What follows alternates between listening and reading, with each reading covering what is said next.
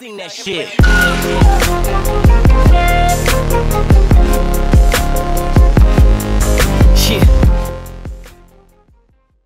But before I hop right into it, I'd like to give a shout out to the sponsor of this video, SeatGeek. Now, I know you guys have already heard of this app, but if you haven't, I would highly recommend that you go check it out. SeatGeek is an app that takes all the confusion out of buying a ticket. Be it a game, concert, Broadway show, whatever the occasion may be, they got you.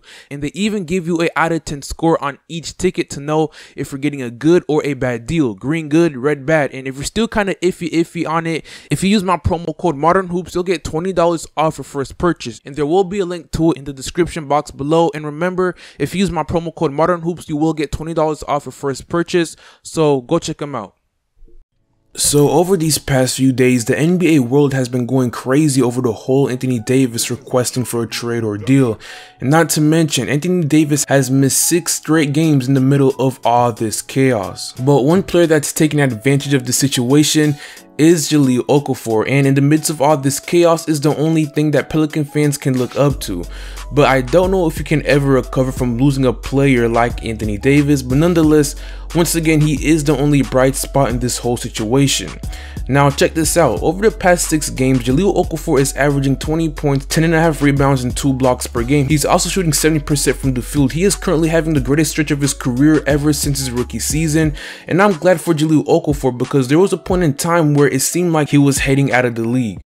Now, Jahlil Okafor was originally the centerpiece around the 76ers original process. Now, the 76ers drafted Jahlil Okafor in 2015 with the number 3 overall pick out of Duke. Now, coming into the league, Jahlil Okafor to a lot of people was arguably the best talent in the 2015 NBA draft class.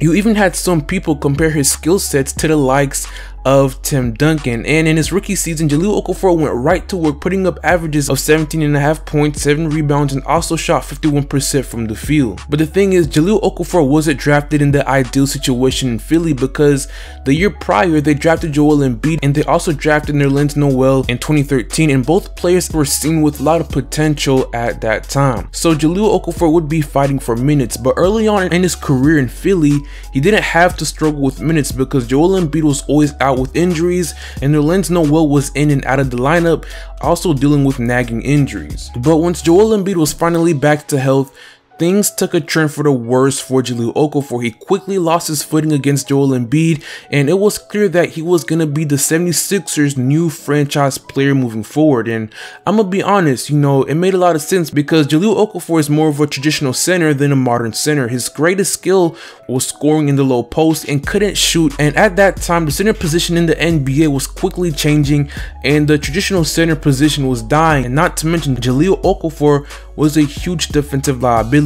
Joel Embiid was the better fit for the modern NBA, could post up, shoot the 3, and was a great defender. So after his rookie season, Jahlil Okafor saw his role diminish drastically. He went from getting 30 minutes per game in his rookie season to only 22.7 minutes per game in his second season in the league, and his overall stats took a big dip as well. So all the hype around Jahlil Okafor quickly died down while Joel Embiid was shining as Philly's new star center. But a lot of people still saw hope and potential in Jahlil Okafor, and with his diminishing role in Philly, he requested for a trade, and in a quote he stated this: "But I'm not getting the opportunity to play. When I first got here, I wasn't really tripping because I was still playing. This is my life, this is my career. I'm not getting the opportunity here, which is fine. The team looks great. I want the team to do great things, but at the same time, I want to play."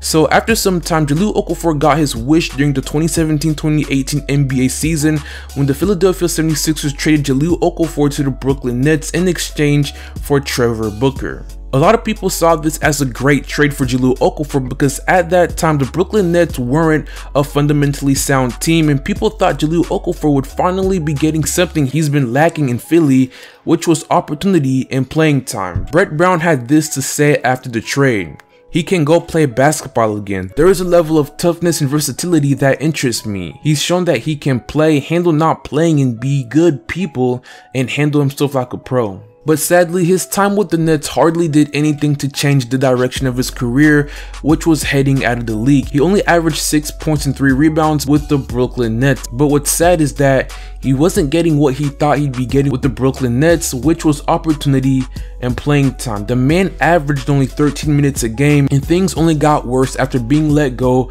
by the Brooklyn Nets. He was set to become an unrestricted free agent, which was last summer, and it was looking like Jahlil Okafor might have seen his final days in the league and might have gone overseas. You even had an NBA executive saying this: "There's a good chance he won't play in the next NBA season," and he even claimed that there was no market for Okafor in the league. But luckily during the summer he received several workouts from teams like the Bulls and the Pacers, and he ended up getting another chance and signed a 2-year contract on a veteran's minimum salary with the Pelicans in the off season.